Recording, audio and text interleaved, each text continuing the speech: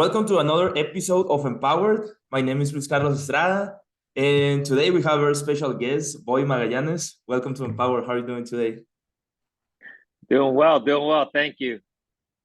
Yeah, so first of all, like as I was telling you before we started recording, I just wanted to say like thank you for, because you reached out to me the other day and I was like, hey, do you want to be in my podcast? So finally we're recording. So thank you for taking the time for that. Yeah, you're welcome. Yeah, thank you. And for those who don't know you, I would like you to introduce yourself, like what you do, kind of like a little bit of your background. Yeah, well, so me, I'm in professional baseball. I'm a coach for the Atlanta Braves, a hitting coach, actually, assistant hitting coach, with the major league team. And I was born and raised in Los Angeles, California. My parents are from Mexico, from Chihuahua. I have a brother that played professionally as well. He was born in Chihuahua. His name is Ever Magallanes. Played a lot of years in Mexico as well, major leagues. He coaches right now in the minor leagues with the Angels. And I live in Arizona. I have three kids, daughters at in college, and then a junior in high school boy, and then a seventh grader boy as well. A beautiful wife who's from Culiacan, Mexico. Mhm. Actually, I met her there playing winter ball, and I got married there in Culiacan. So yeah, I've been blessed, and now I'm here.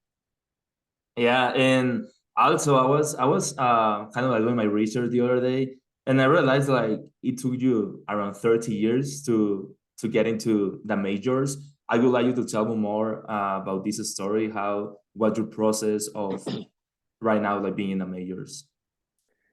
Well, it took me 31 years to get to the major leagues. I signed in 1989 professionally with the Seattle Mariners. And then after I played 3 years with them, then I went to Mexico, played some years in Mexico, and I played independent baseball. So I played 12 years professionally.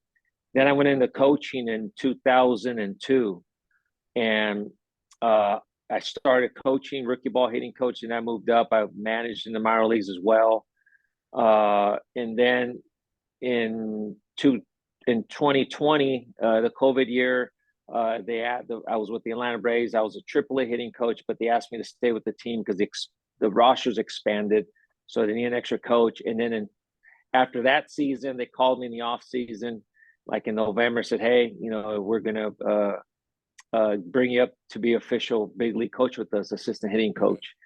So that was, for the 2021 year. And then what a year, because we won the World Series. So my first year Mhm. in the major leagues is in my life, we won the World Series. So it took about 31 years to get to the major leagues. And so it was a lot of perseverance, a lot of patience. It wasn't easy.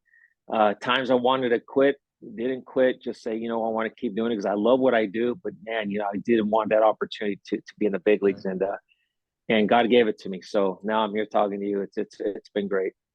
Yeah, and perseverance, I would say like it's definitely the key of many important things in life. And I would describe myself as someone who's like perseverant, but at the same time, it's super impatient. Like I'm very impatient. I'm always like trying to see like what's gonna come to the future. I'm always like trying to see what's gonna be the next step in my life. For example, like this past couple of weeks that I have been here, like back to NAU, like the university that I go to, is like, okay, so I graduated in December. This semester, I'm literally just doing like the economic certificate, but I'm starting my master's in July. So it's like this semester, I don't see like a great outcome as I used to when it came, for example, like, okay, so I'm going to graduate in December 2022. So the outcome was always there. And right now, it's like I'm trying to find like a better route, a better route for my life, what I'm going to do. And I would say like perseverance is key. And at the same time, like as I told you, like I'm very impatient. So I want you like to tell me like how was that process for you? Like 31 years. Imagine like I can imagine like how much you had passed like during these 31 years.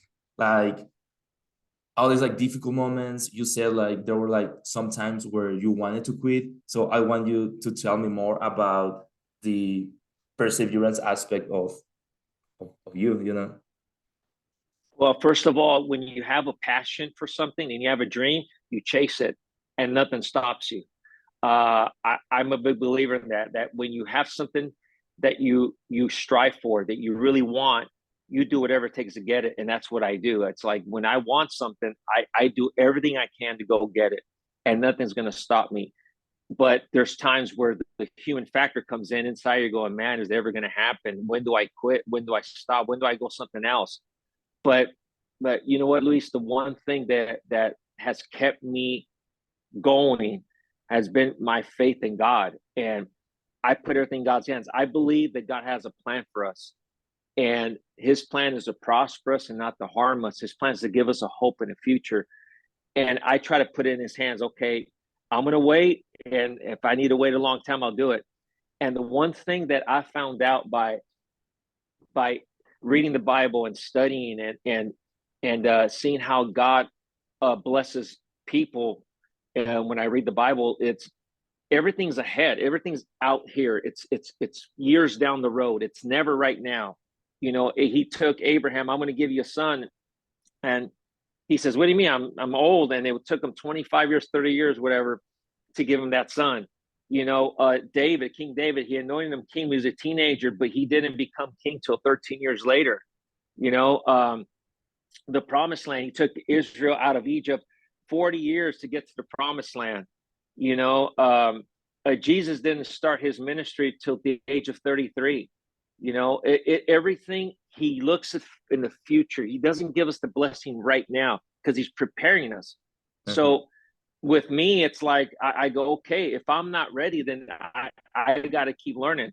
And the one thing that happened in the process was I had a lot of experience in baseball, a lot of experience as a player, and then as a coach and manager. But during this whole time, those 31 years that God was preparing me for this, for a moment like this, was I got my bachelor's degree at the age of 40 something and my master's degree at the age of 50. So late in life, that really took me to another level as a coach. And I really feel right now, I have probably the most confidence as a coach than ever before. Like knowing who I am, the experiences I have, the knowledge I have, I feel like, okay, I'm always learning. I'm never going to stop learning. I like to read. I like to research because I want to be the best. I want to be better. But I know if it would have been the way I wanted it, I would have wanted to be in the big leagues 20 years ago. But what I know now,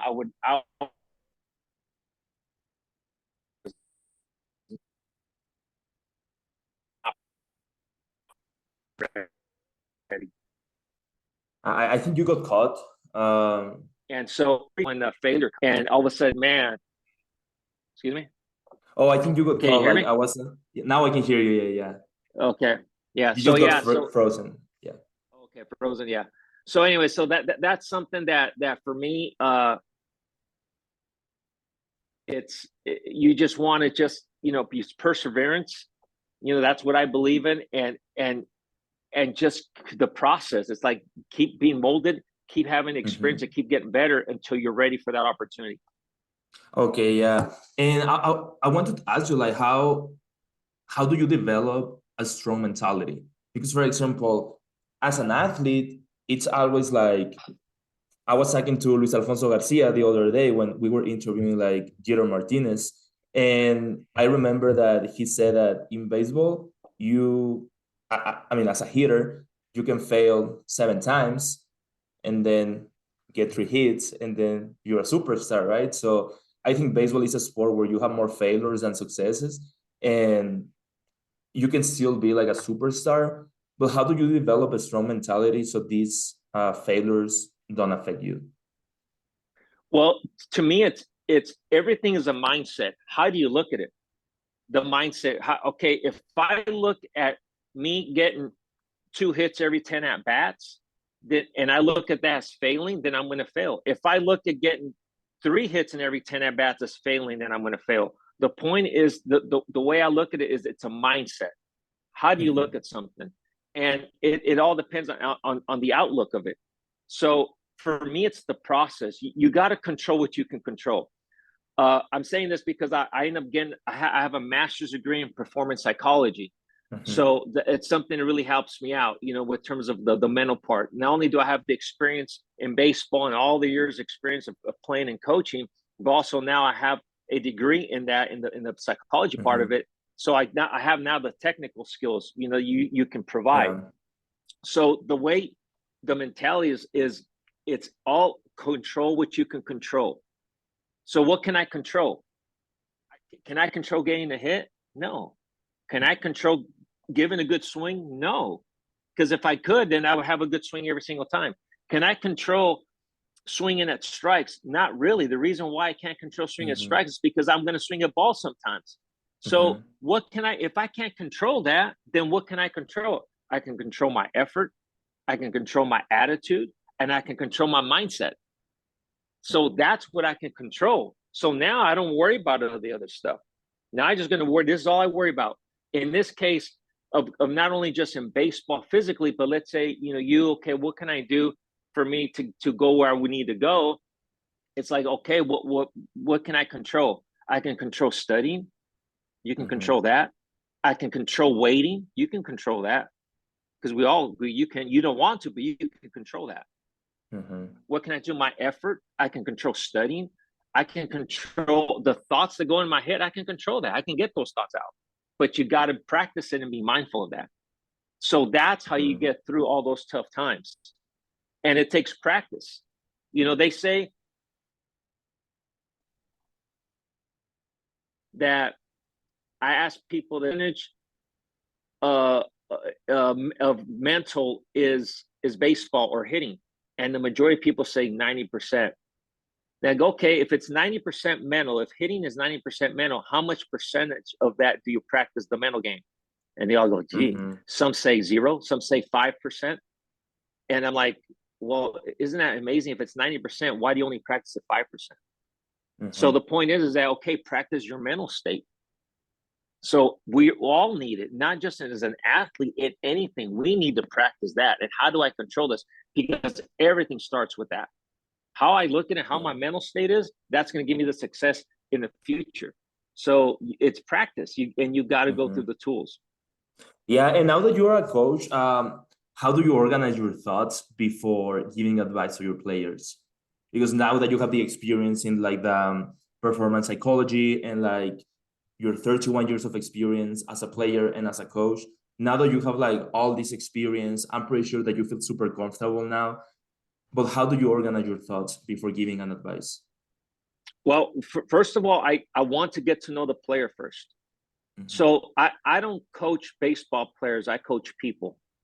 So I'm coaching the person, I'm coaching the heart. So I want to establish a relationship and get to know the person first.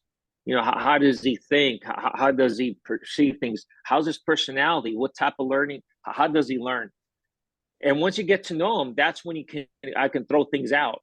And also all those things that come to my mind when I'm working with the hitter is through all the experiences I have, but I also want, like, I need to research and get to know the hitter. How does he swing? What are his strengths? When he's going good, what does he do? When he's going bad, what does he do? How does he think? What is it goes through his mind when he hits and when he practices? So all that comes into play for me to help him out to be the best he can be. So Yeah. all those thoughts that you're asking, it's like, I don't, okay, just do that, do that. It's like, okay, hold on. Does this work for the guy? How does he think? Mm-hmm. I ask questions. I ask a lot of questions. I'm always asking questions. I want to get to know the player. And so the more questions I ask, the more I get to know them. And once I get to know them, and then, as you know, when you speak and spend time with someone, you establish a relationship. And once people Mm-hmm. trust you, they'll buy into you. And that's the thing. So Yeah. that's important because you can have all the answers. You can know so much about hitting, all about in any area that you're trying to teach. You can be even an expert at that. But if you don't have relationship skills, if you don't know how to get your Mm-hmm. point across, people aren't going to buy into it, even though you have a lot Yeah. of knowledge, because they want to know that you care, and that's the main thing. And that's the point. And what are some of these questions that you ask so you can connect at a Yeah, deeper level with your players? yeah. Okay. Where are you from? You know, you know, where'd you go to school? Are you married? Do you have kids? You know what? Mm-hmm. What makes you happy? What makes you sad? What excites you? And then after that, it's like, hey, hey man, when you're going well, what do you do? Like, what does your ball do? I'm in the cage. What when you're going well, where are your results? Oh, I hit the ball real well, like to the opposite gap. Okay, when you're going bad, I roll over, I pop up. Okay, all right. What type of what's your thought process when you're going well? I mean, all those questions I ask to get to know the hitter, Yeah. to get to know the player. So yeah, I mean, I ask questions. The example when we first were going to get on right now, I asked you questions. Yeah. Get to know you. Like, who are you? What do you go by? I even ask you, do you like Luis? Do you like Carlos? Luis Carlos? So all that I try to ask because I want to get to know you. Like, okay, who are you? Uh-huh. It's like, and then all of a sudden, like, okay, you feel comfortable, and now we can have a good conversation. Yeah, that's pretty cool because like that reminds me of a story of Gary Sanchez. He used to be like the New York Yankees catcher, and he said one time, I think in one interview, or I read about him like many years ago, that he used to invite the pitchers to just to grab dinner with him, so they can have like a better connection. And then when the time came, like to okay, so let's say that Jalen Betances, he was with the Yankees at the time, he was on a pitch, and then Gary Sanchez was going to be the catcher, so at least they already had a connection and they can feel comfortable out of the game, but at the same time, they're gonna be they're gonna be feeling comfortable when the game is going on, right? So I think that's something that can work for you too, like as you were saying, because for example, like you're connecting with your players when you're practicing, but when the game is going on, then let's say that they are falling in a slump, then they are gonna be feeling more comfortable talking to you during the game or after the game because you already established a connection, right? Exactly. Yes, and they'll buy in. And again, it's really it's a state of mind. It's we Mm-hmm. when you're out there playing, it's a state of mind. It's like when I'm here, good. I don't worry about my swing. I'm like I'm gonna see the ball, I'm gonna hit it. You know, Uh-huh. and that's not just in baseball. That's in anything. When you good about what you're doing, a good enemy. I was doing a master's degree while I was working full time, being a husband, raising 3 kids, Mm-hmm. working, and trying to get a master's degree. It was hard, but you know what, man? It's amazing how much we can accomplish when we put our mind to it. It's Uh-huh. like, okay, I know it's a process. I got to, because there's times I wanted to quit because I was so overwhelmed. There was just too much work that I didn't have time for things. But it's amazing what we can accomplish when we have a good mindset. So Yeah. it's all about how you look at it. Yeah, and many people say like, "Hey, don't put like too much stuff in your plate or stuff like that." And I mean, I get it. Like, I understand, especially because last semester it was my last semester before graduation. So I remember that I was like working 2 jobs, and then I was being a full time student, and then I was playing baseball. Then I had a podcast, and then I was uh, competing in a sales competition. It was like a lot, and there was like a point where I got like super overwhelmed, and a couple of my professors told me like, "Hey, Luis, you gotta take some stuff out of your plate because if not, you're gonna burn out." And there was like a point where Right. I was kind of feeling like the burnout, and then I was like, "Okay, so once the sales competition is over, because that was over like November the 4th, November the 5th, something like that." And I was like, "Okay, so the next 2 months or month and a half, I'm gonna have more time." But then I was like, I'm gonna stop the podcast for a little so I can take a break too. And like the thing is, like I thought that I was gonna be taking a break, but then like classes got harder, finals, projects, and then there was no balance. And this semester right now, I'm kind of like doing the same stuff, but I'm not feeling the stress too much because I would say my schedule is more like I have more availability, I would say. And even though classes are pretty hard, I would say I can still like manage it. But I mean, you're saying like you were doing like your full-time job, your master's degree, having a wife, having 3 kids. I mean, that's a whole different story because like I'm single, I don't have kids. Mhm. But once if I would be doing what I'm doing right now, like being married, having kids, like I would be concerned about providing for my family, of course. So how do you manage that, like when it comes to time management and having time for your family, but at the same time putting 100% of your effort when it comes to work, or in this case, doing the master's degree at the same Right. time? A lot of discipline, and it's perseverance. That's the thing. It's a discipline, and again, it's the mindset. Okay, I look at it down the road. It's like I try. Okay, so know the goal is out here, but okay, what am I going to do today? It's like, okay, just for this moment, I'm going to study this right now. I'm going to do this, dedicate this much time. Bam. All of a sudden now I'm going to put it away. I'm going to go spend time with the family and I get back to it. It was a lot of sacrifice. It takes sacrifice. Everything in life takes sacrifice.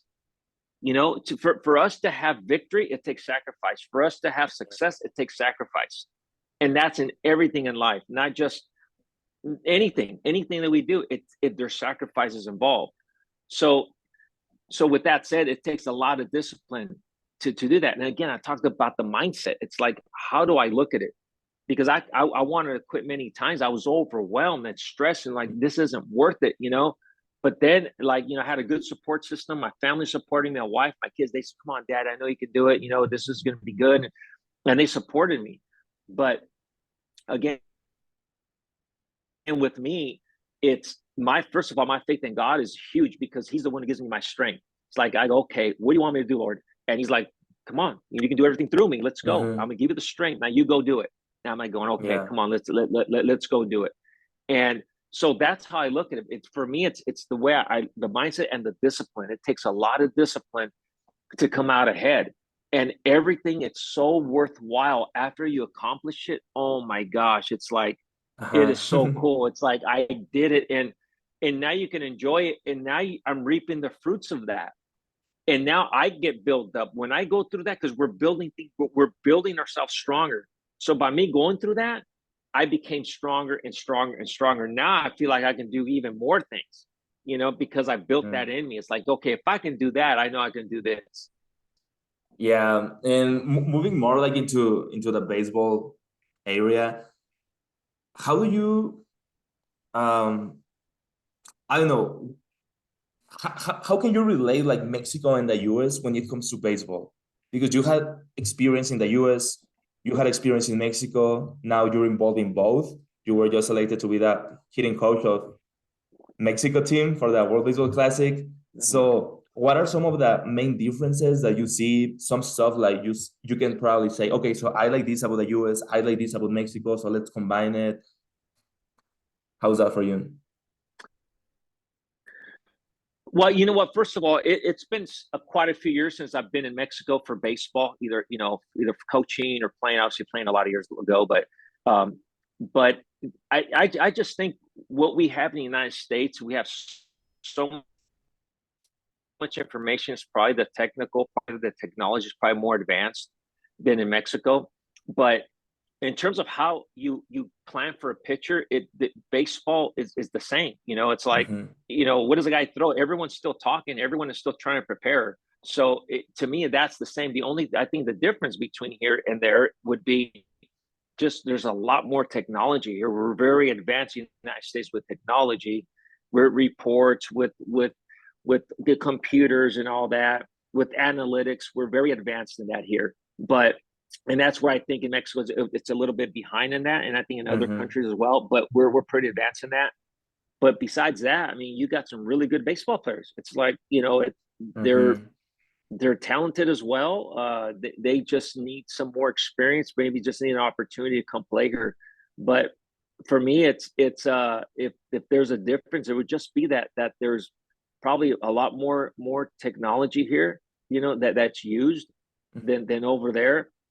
And obviously, the players here in the United States, they have a lot of talent. I mean, they have everything here to become the Uh-huh. best. So, but yeah, I mean, I, I played in Mexico, you know, a lot of years, and be honest with you, I think that's where I developed more, me personally, than I did here in the United States in the minor leagues. And it's not because it was better coaching or anything like that. It was just the fact that over there, when I went to Mexico, I just felt like freed up to go play. I felt Mm-hmm. like, oh my gosh, I can go and develop my talent and just Mm-hmm. go play. And I did. I developed a lot there, and I learned a lot um, in Mexico because they're actually over there. There's some coaches that were pretty good. Mm-hmm. They helped me out actually with the mental part, like, hey, what to look for. Hey, Yeah. man, he's throwing this. So I mean, yeah, I mean, obviously the baseball, the talent's better here Mm-hmm. because it's the major leagues. But Mm-hmm. I tell you what, man, in Mexico, there's some pretty good baseball. Yeah, and you were saying something about your mentors, like these people who help you, coaches. Who would you say were the three or four coaches or mentors that have had a super strong impact in your life when it comes to baseball or life? Well, I played for quite a few teams in Mexico in the summer and the winter, but there's one guy that really told me. It was Abelardo Vega. It was a hitting coach. I don't even know if he's still coaching, but I remember he saw me and I was with the Diablo Rojos de Mexico, Mexico City Reds. And he saw me and he says, he goes, you shouldn't be here. You should be playing in the United States. And I went, what? He goes, you can hit 20 home runs a year here. And no one ever said that to me. Never did a coach, even in the United States. Here in the United States, they told me, hey, you have to hit the ball the other way. You have to move runners. If you play in the big leagues, you're going to hit nine. You have to do little things and all that. So that's the way my mind was. And all of a sudden, I get released here in the United States. I go to Mexico and play. And he sees me and tells me totally opposite. Mm-hmm. You got some power. Hey, I think you can hit 20 home runs. I'm going, what? I go, no one ever said that to me. So he made me think. Again, we talk about the mental part. Mm-hmm. He's the one who got me thinking big, like get big up there. Mm-hmm. And I'm like, well, and I tell you what, man, I had my first year in Mexico was the best season up to that point in my career. I hit the highest average. I hit the most home runs. I hit the most RBIs. Actually, I led the team in RBIs, which that never happened. Yeah, the most I had in the minor Mm-hmm. leagues was maybe 40 RBIs in the season. There, I end up hitting 70 some RBIs.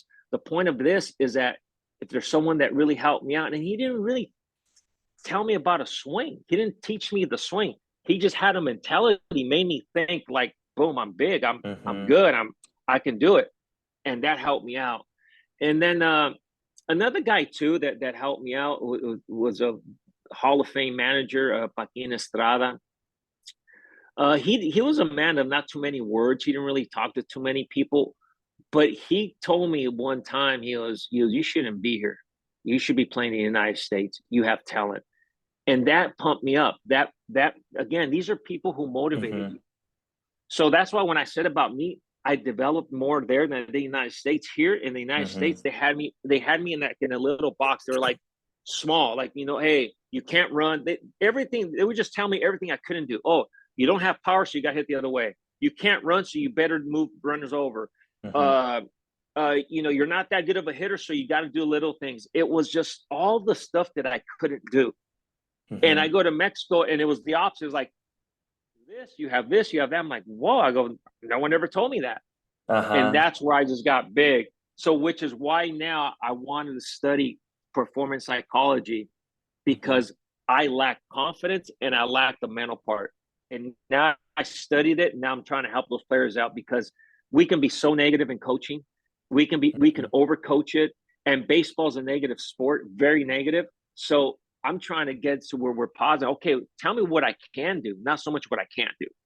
Mm-hmm. So to me, those are probably the two. And there's others too. But when you talk about guys that right away told me Mm-hmm. that I was, those were the first two guys. And right now, who are the mentors that you look for when you're struggling with something? Who are those people that you want to talk to when you're having a hard time? Well, if just in anything, I have a really good mentor of mine named Mickey Weston. He's the chaplain for the Chicago White Sox Major Leagues. He's the president of UPI. It's a baseball ministry, a Christian baseball ministry. He's been mentoring me and discipling me for almost 20 years. Mm-hmm. Uh, and he's a guy I go to for life, for my Christian walk, things in life, anything. I go to him. He's a big mentor, which I suggest and I want to encourage people to always find a mentor, always find Mm-hmm. someone that can help you. Like you said, okay, who do you go to? This is who I go to if I have a marital problems. This is who I go to if I'm having problems with my kids. This is who I go to if I'm having Mm-hmm. problems financially. This is who I go to when I'm having this. Someone that can help you Mm-hmm. and encourage you and tell you when you're doing what you're doing right, and then when you're doing wrong. Hey, come on, Bobby. You know what? Let's go. Mm-hmm. Bobby, this is good. Oh, Bobby, you're kind of slacking off here. You Mm-hmm. need a support system. So that's really a person I go to. Um, and obviously, my wife is a big support for me. She's phenomenal. She's helped me Mm-hmm. out so much in so many things. Um, and we also, again, I have another guy named Chris Gardner and his wife Carmen Gardner, they've known us since I was in rookie ball, and they travel everywhere we go. They travel to go see us, and they're also full time ministry. They're in a marriage ministry. Mm-hmm. They're older. Their ministry is called Fortified Marriages, and they're a couple that, and him more Chris, that who I talk to more. He's helped me out through so many times, even when I've gone through some tough times. He's been there and just supported me and Mm-hmm. filled me up. So you do need a support system, Mm-hmm. and in baseball, there's so many people that I've learned from. Like baseball is like it's every person has influenced me in one way, either positive or negative. Mm-hmm. So I've taken the good of every. Okay, this one I learned from this. This guy learned this, and then even the ones that were negative, I've learned. Okay, that's not how I'm going to do it. Uh-huh. Someday, I'm going to learn from it how not to do it. Yeah, I'm So asking yeah, you so this I've learned a question. lot, man. And but yeah, Yeah, I'm sorry. I was asking you this question because when I was in the community, okay, so before I came to the US, I mean, I have been playing baseball since I was 3 years old. And the reason why I came to the US is because I wanted to make it to pro at some point in my life. That didn't happen. But then when I when I was in Mexico, I didn't have a mentor. I didn't have like a baseball coach who would be my mentor. Even like I had really bad experiences with coaches back home because they were more like, hey, you don't have the talent to do this, or I wanted to pitch and they were like, you're throwing too slow. But it's like, why don't you teach me how to throw faster or stuff like that? exactly. Right? Yes. So then I was like, I I found myself at some point, probably I would say 2016, 2017, that I would be improving a lot when it came to pitching. Right now, I don't pitch at all. But at that time, I was a pitcher only. And I had a friend, he got signed by the Cardinals in 2018. And then he was in with the Tigres de Quintana Roo in around these years, like 2015, 2016, 2017. And he was the one who would be like staying after practice with me to do conditioning, to do mechanics, to do like all the work that none of my coaches would do. And I mean, I don't want to talk about my coaches from back home, but it's like when I needed them the most, I didn't see them. And then I come to the US. I mean, I came to the US in 2017 in the fall and didn't make the team. 2018 didn't make the team. And there was like a point where I was like, okay, so right now I need to focus on my school because if I want to make it, I need to start working. I need to start developing connections, and I need to like create like a sustainable network.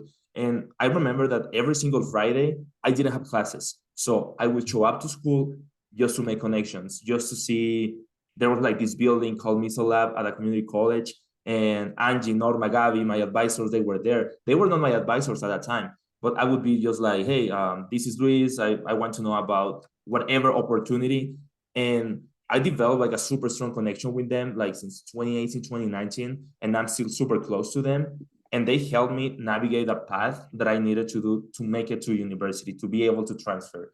And having them as my mentors when I was having a hard time changed my experience as a student like Mm. completely.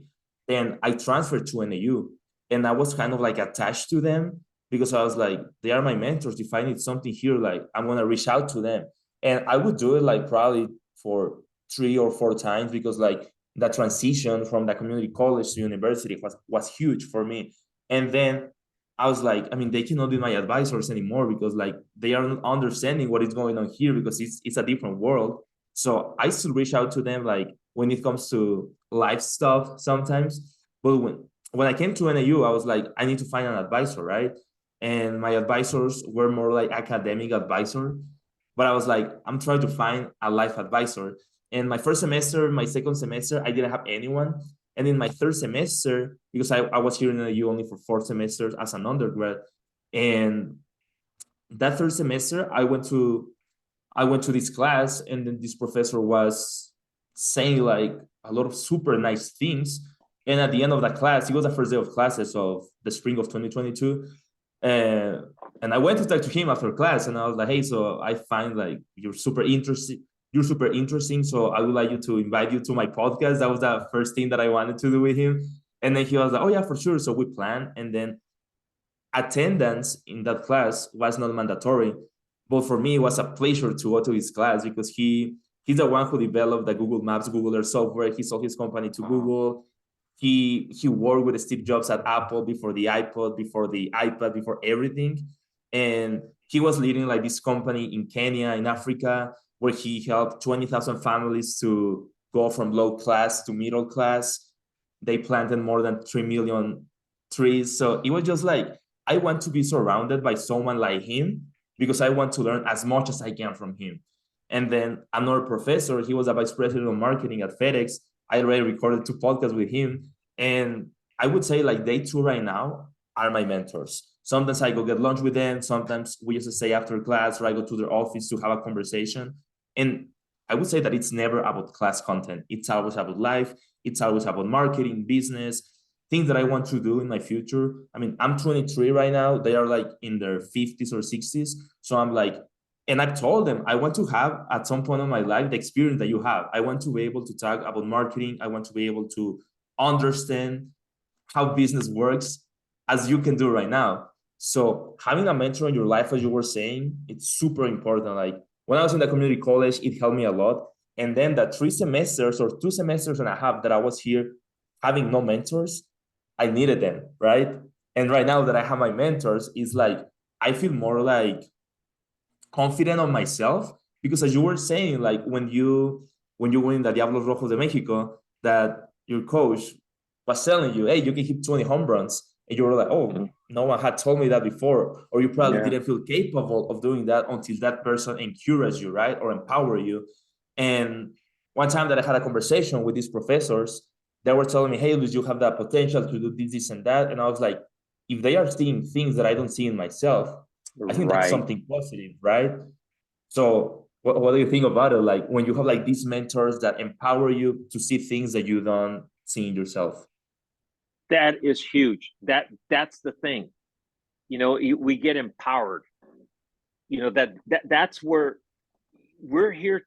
Me personally, calling to impact the world for me for Jesus Christ. That's my calling. I don't go out and start like telling people, oh, you repent or you're going to hell. I don't do that.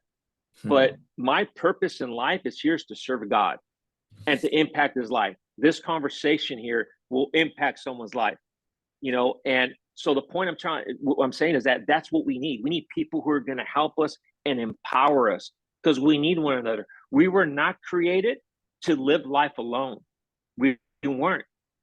You know, when God created Adam and Eve, it was funny. There's only one thing God said that he made that wasn't good. Only one. Everything else, it was good. Like if you read the Bible, it says, okay, let there be light. And then there was light the first day. And then it says, and then God said it was good. Then he created the animals. And at the end of that day, it said, and then God said it was good. Then he created the trees. And then it said, and then God said it was good. Everything he created. And then God said it was good. And then God said it was good. The only time something that wasn't good is the only time he messed up, because he never has, right? Was when he says, it's not good that man be alone. That was the only time he said it wasn't good, was that man be alone. He needs a helper. I'm going to give him a helper. He created Eve. So the point is that we are not meant, God didn't create us to do things alone. We need one another. That's why these podcasts are important. That's why these mentors are important, you know? So it's like we need those people to empower us and help us out. And a lot of times our pride takes over and we don't want to do it. And it's like our pride doesn't let us. Oh, I can do it. I don't need help. Oh my gosh, that's when we do. Yeah, I can't. I'm here because of all the people who helped me. I'm here speaking to you, and the knowledge I'm giving out is because of all the people who helped me. There's a lot of people God put in my life that empowered me. And I still like, hey, man, how do you do this? Or how'd you do that? How, you know, I'm struggling with this. Okay, you know what, Bobby, this, and that. You know, so yeah, I mean, what you're talking about, we need those people. You know, we need people in our lives that are going to help us out. And in every area, I have people, I have a Christian group of mentors that help me with my Christian walk. But I also have a group of business people that help me in finances. So I have those guys. I go to that. I have a group that are in marriage ministry, so they help me with my marriage and how to raise Yeah. kids. There's a group here of baseball to help me with my coaching. I go to them when I need help. Oh Mm-hmm. man, I don't know how to do this with this hitter. They're my mentors who help me develop as a coach. So I have them all.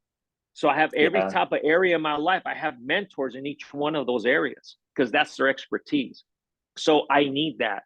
But that's how we grow, Luis. And I want to encourage the people who are listening to this podcast and listen to this is to go find those people. I give mental skills coaching or performance coaching is what I call it. I do. I give that, and I'm telling you that it's helped people out. It's helped people Uh-huh. out, and I do that, and that's the thing. Not only my experiences, but I studied it. I have a degree in it. I have a Yeah. degree in this and help them perform. And it's not just baseball.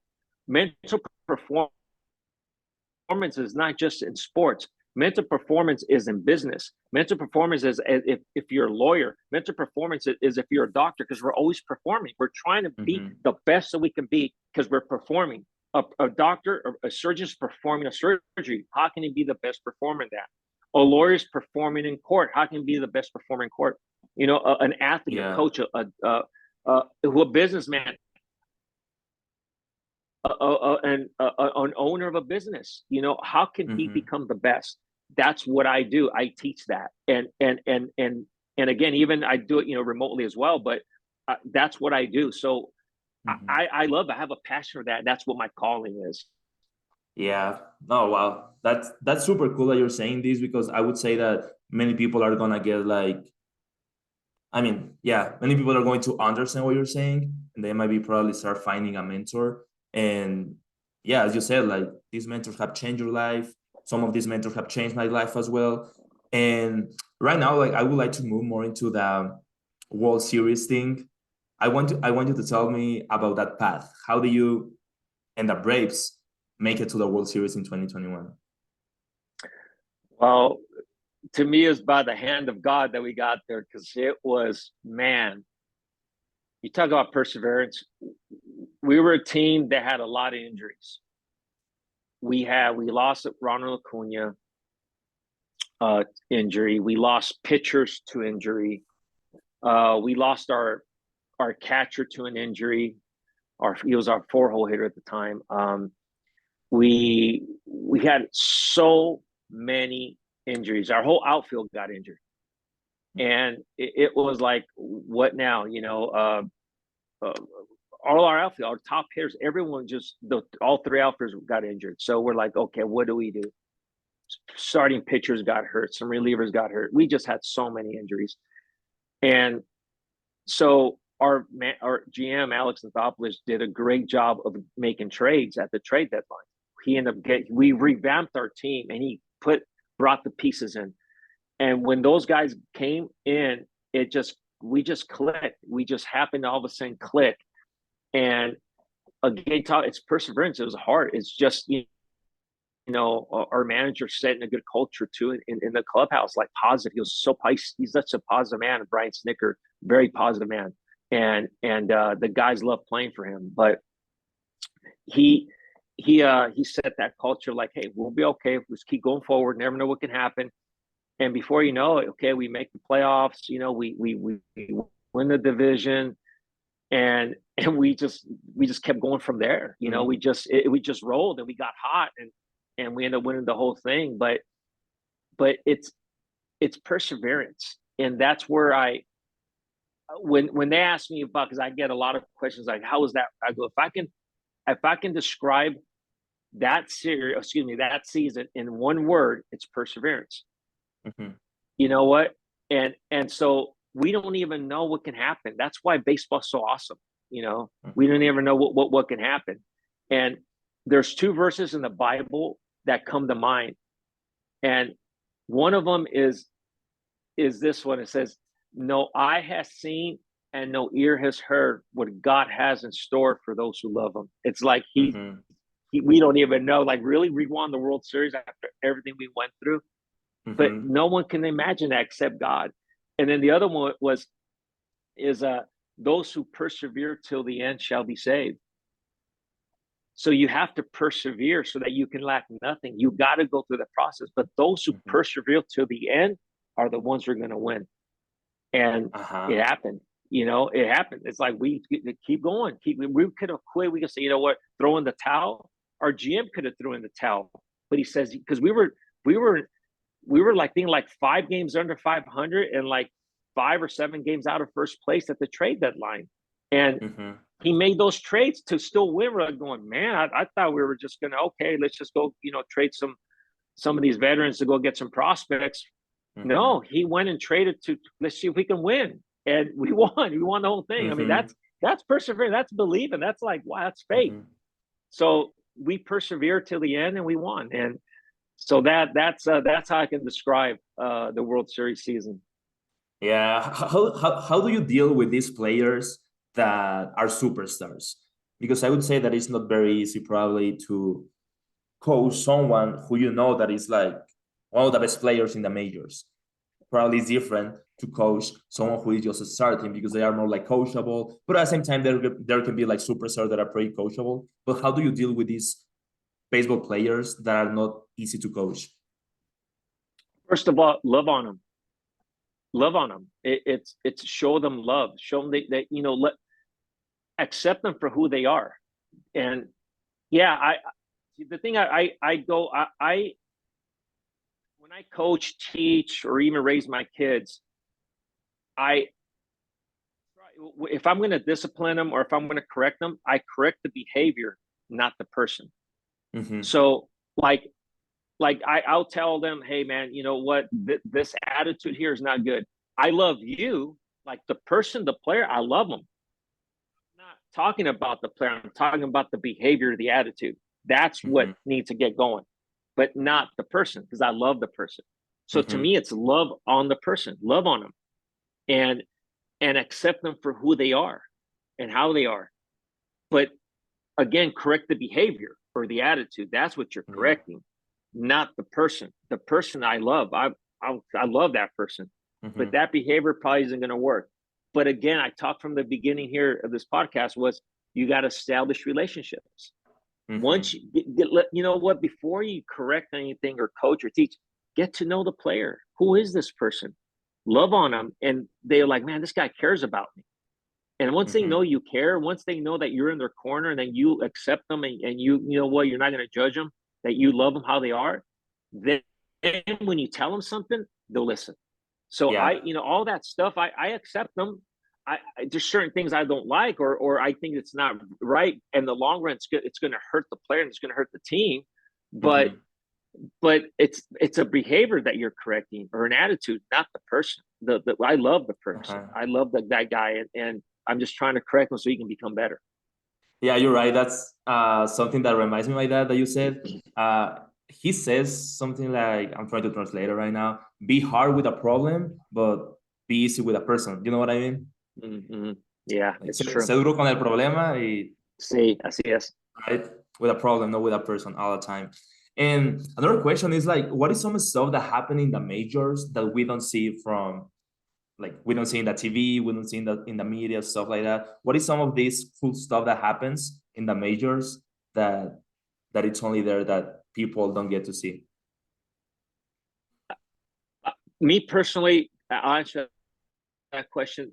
That a lot of people don't see is just how good of people are. Some of those players are actually majority of the players.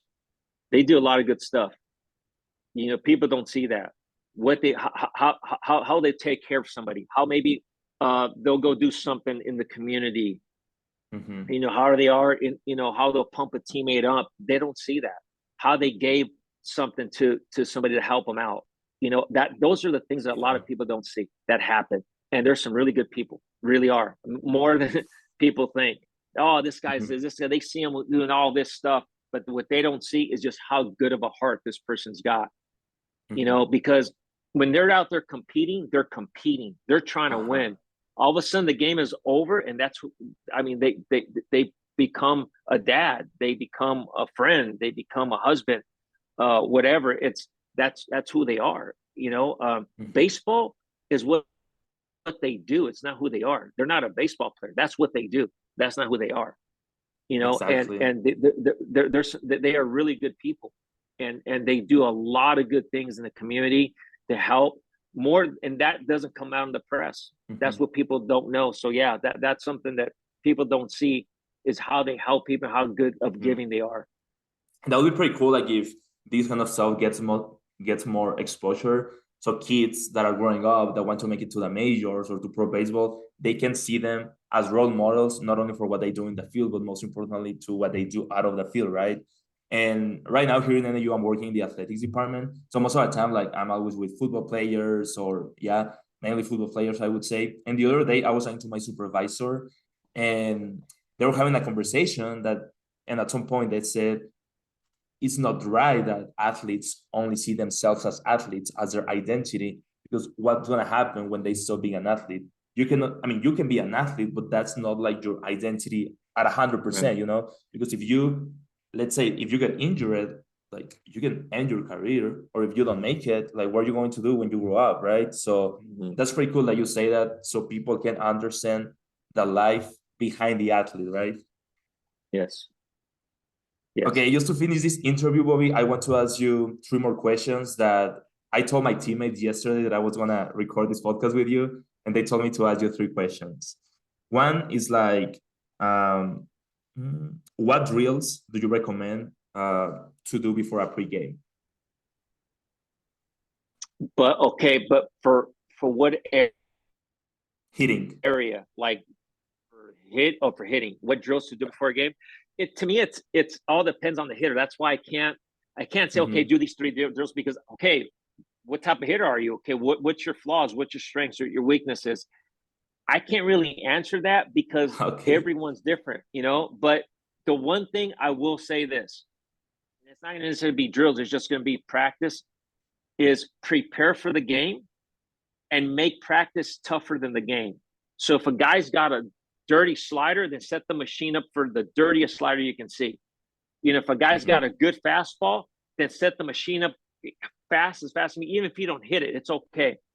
Practice hard so that the game can be easy. So that's what I suggest, is like right before the game. Now, batting practice what they know what they need to do. Okay, I need to work on staying inside the ball, or I need to work on hitting the ball right field. Okay, practice that. But when it comes now, right before the game, to get ready for that, practice difficult, to where practice is hard so that the game is easy. You want the game to be slow. Sometimes we practice the opposite. We practice slow and the game is fast. Turn it around. Yeah. And I was seeing the other questions right now, and I think you already answered all of them. Like it was more about the mental aspect. So this podcast was mainly about the mental aspect. So you already answered these questions. And one of my teammates, Hunter, he told me that he loves Ronald Acuña's swing. So he just wanted me to tell you that. And what else? Yeah, the last question that I was I think we talked about it like when we just started our recording. And how should I start if I want to start like succeeding in life when it comes to business, when it comes to developing as a person? Oh yeah, let's just keep it simple, like developing as a person. How should I start? I would start with this: get 1% better a day. Start with one. Like, let's say you want to work out. Man, it's like this hardest part starting. You know what? Start with doing 1 push-up. Tomorrow you do 2. You can do that. Anyone can do that. Start with the 1 sit-up. Oh, I want to do cardio. Okay, start with maybe 2 minutes. Pump it to 5. And all of a sudden, you're doing 7, and then 10 and 20. All of a sudden, you're doing an hour. It's like, just start 1% better a day. Just do 1%. The toughest part is starting, and that's in anything, whatever it is, whether it's business or starting a podcast or starting whatever. Just start. Just get momentum going, because once you get momentum going, it snowballs. You don't stop. It doesn't stop. The toughest part is to start. Like example, you're going to study economics. When you invest money, the first years are slow. It's like there's going to be ups and downs, the market little by little, but you're doing it for the long haul. You know when it picks up way later, because all of a sudden, let's say you invested $10,000. All of a sudden now in 5 years it's 12,000, and all of a sudden in 10 years it's maybe doubled, and all of a sudden now in 15 years it's at 80, Mhm.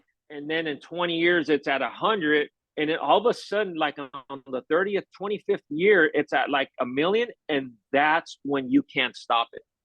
Uh-huh. Because once it gets to that, if it was still at 10,000, you only made me make 1,000. But now at that million, you're going to make hundreds of thousands, and it Mhm. snowballs. That's how life is. Just start. And with time, you pick up momentum and you can't stop it. It's like it just becomes a part of you. But the Yeah. toughest part is the start. So start 1% better a day. And 1%, and when you think about it, it's 14 minutes, I think 40 seconds.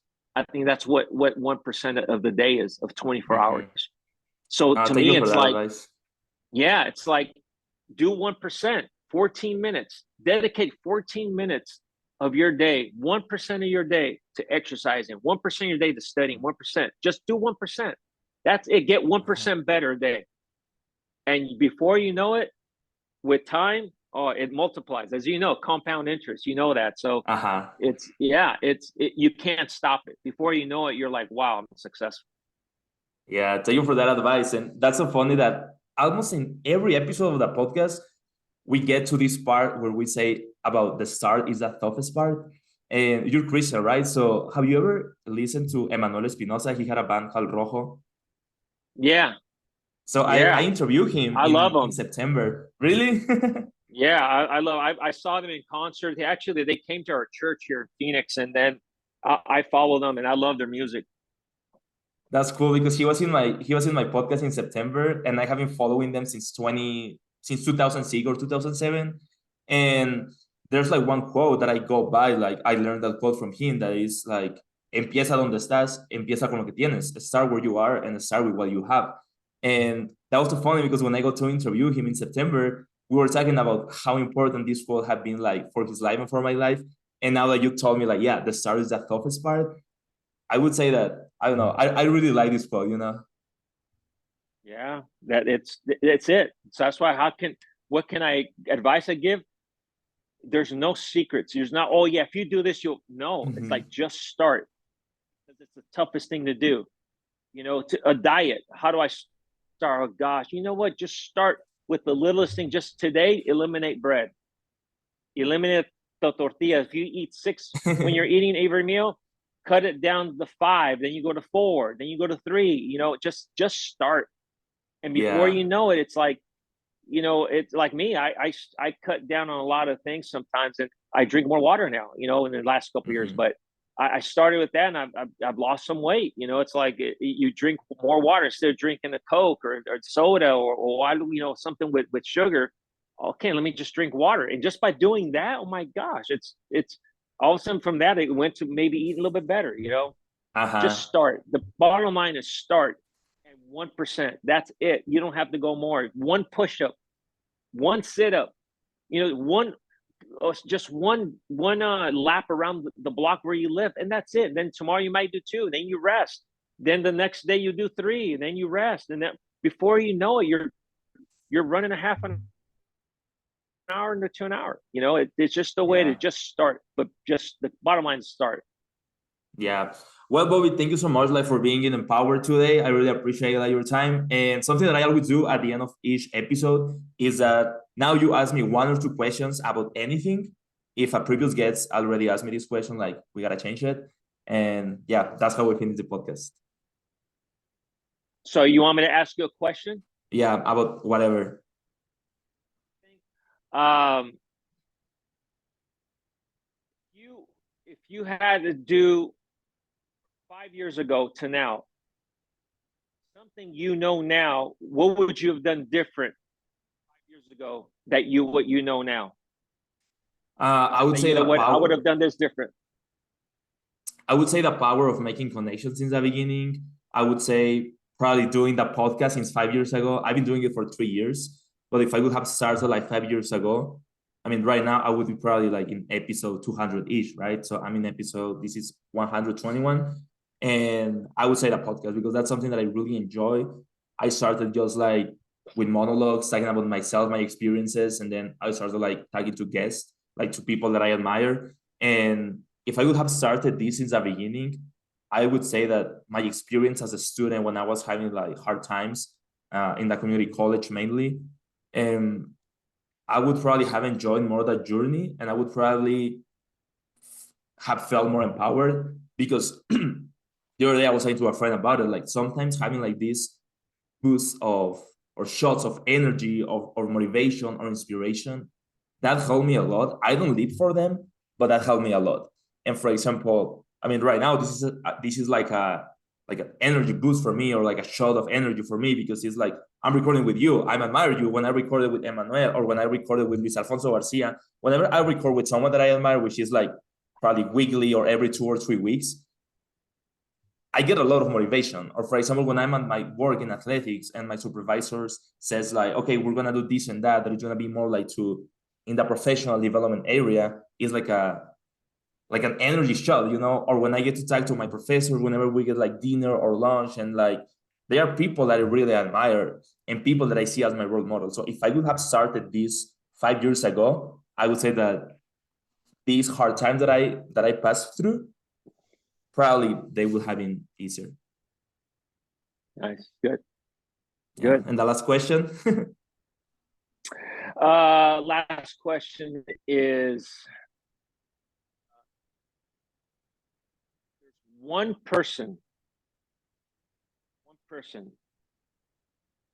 you have a chance that you can say, if there's just one person that I would want to talk to pick his brain, just to, because this is the person I think I really want to talk to. It can be a person that's been dead 1,000 years or someone living right now. Who's someone that you'd want to just sit down and just pick his head and have a conversation with? Probably Jesus Christ. Yeah. Yeah. That's good. Good. Good. Yeah. All right. So thank you again, Bobby. I really enjoyed this episode. We talked, I would say, like half and half about the mental aspect, psychology, baseball, and then another half about like baseball and how that works. But I really enjoyed this episode. Like it was really inspirational. So thank you for that. You're welcome. You're welcome. Thank you for having me. And for those who are listening, please don't forget to share this episode in your Instagram story. You can find me as at Luis Carlos Estrada and the number 2. You can find Bobby Magallanes as Bobby Magallanes in Instagram. And yeah, we'll see you in the next episode. Bye.